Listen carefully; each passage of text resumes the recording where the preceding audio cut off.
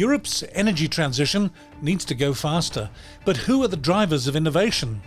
Mobile energy specialist Maarten Steinbuch explains what the Netherlands is doing and shares his preferred future for the electric car. So we have a lead compared to the rest of Europe. Norway even has a lead compared to us. However, they did not develop a real industry around electric driving, and we did.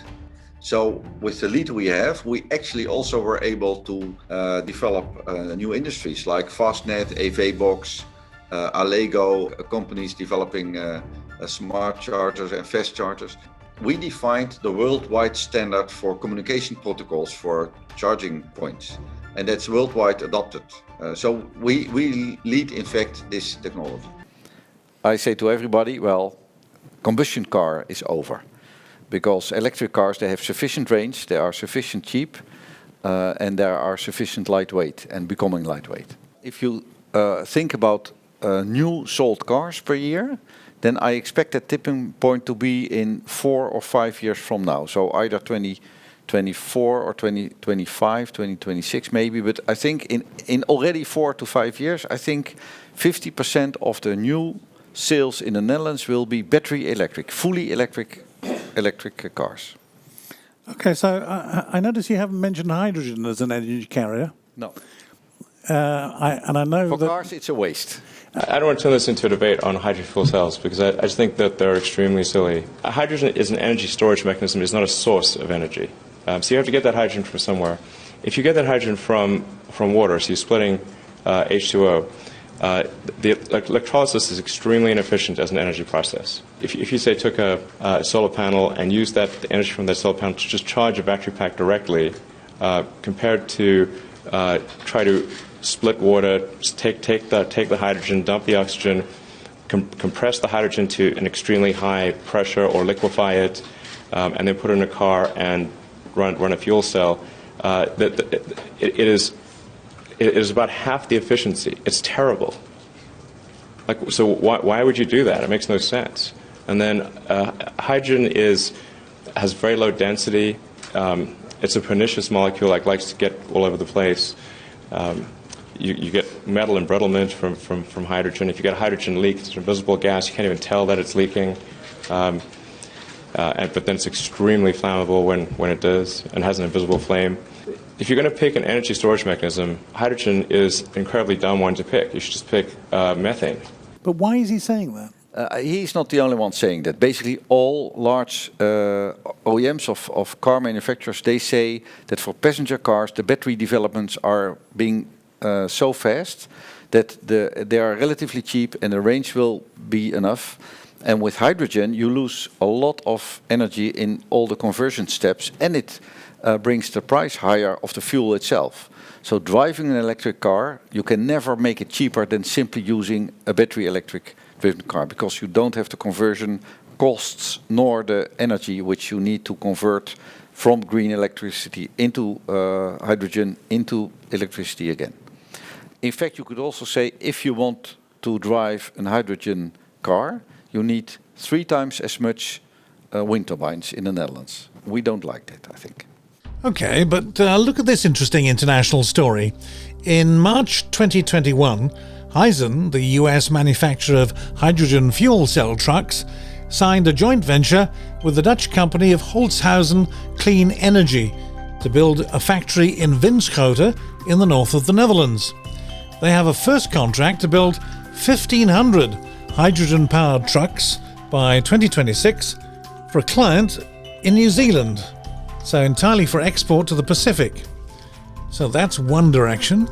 Maarten, what about the battery-driven trucks? Even for trucks, I think there is a battery electric future. And again, in the total cost price of a logistic firm utilizing trucks, it's the driver's cost and the fuel. Now the fuel is so much cheaper if you utilize electricity directly into your batteries than it ever will be with hydrogen, because you have much less usage of the primary energy.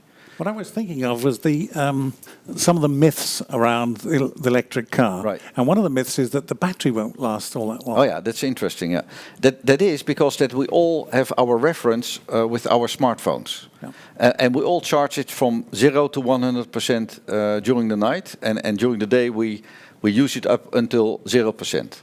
That means that you utilize a full cycle every day. Now, if you do that for 3 years, that's about 1,000 cycles. And then your battery is sort of maybe 20% less good or so. I don't know. We say it's end of life, but still it has 80% of its capacity, but it's getting irritating if it's empty at 9 o'clock in the evening, right? So 1,000 cycles.